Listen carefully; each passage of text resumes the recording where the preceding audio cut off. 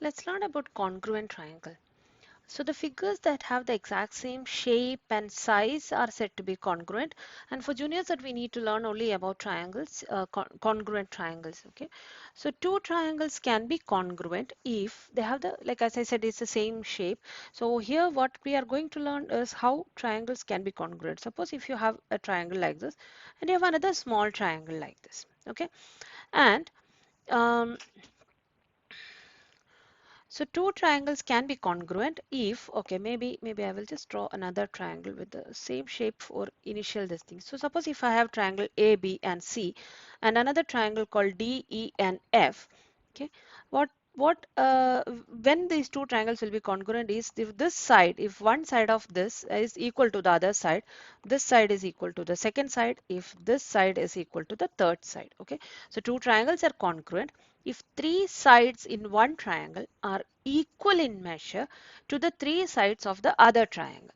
Okay, so this is one sort of congruence, and this is called SSS congruence because side and side. So three sides are equal in measure. Okay, that's why it is called SSS. Now there's a second case of congruence which is called SAS. So this means it is side, angle, side. So here you can know that these SAS congruence means two triangles, uh, two sides of one triangle and the angle of one triangle is equal to the same two sides of the second triangle and the angle of the second triangle. It is called SAS. Okay. So to say it in a proper wordings, two triangles are congruent if two sides and the included angle in one are equal to the two sides and the included angle of the second. So let me just show that in the picture. So if you have one triangle here and I have another triangle here, so this side is equal to this side is equal to this side, and this angle is equal to this angle. Okay, then this is called side angle side congruence, SAS congruence. Okay, now the third one is ASA. So as we know, it is angle side angle congruence. So here what you have is like if you have a triangle here and if you have another triangle here, this is one side, okay, that's S over here, and there's one angle which is congruent to this one, and if you have this angle congruent to this angle. Okay, so if that is the case, it is called SAA.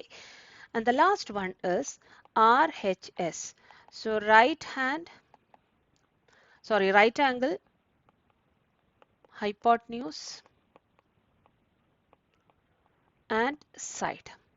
So this comes into picture when you have a right angle like this. Okay, and this the angle is 90 degree, that is correct. And then you have the hypotenuse is equal. So this side is equal to this side. And then there's another side which is equal. Okay, so right hand side, hypotenuse and one side. So that is called RHS congruence. Okay, now with this congruence, you might have to work with problems. So let's see what kind of problems it can. Okay, so the problem with questions in congruencies, they might not give you the shapes properly as I showed you before. So here, this is 45 degree, and they're giving another triangle like this, and this is 45 degree, and they have given it like this and like this. Okay, now we want to see whether these two triangles are congruent or not. So first we see that there is an angle which is congruent, so I just write an angle, and then you see that okay, this side and this side are same, so I write side here, and then you see that okay, sorry, let me just rub this so that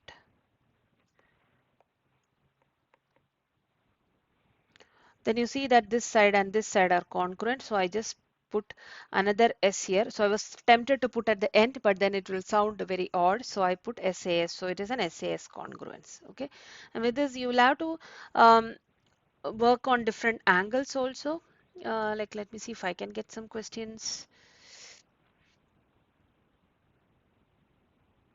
Okay, perfect. So I have a question here. So this is 70, this is 30, this is 5, this is 10 centimeter. Okay, and then you have another triangle here. So this is 30, this is 9.5, this is X and Y. Okay, and they've said that these triangles are congruent.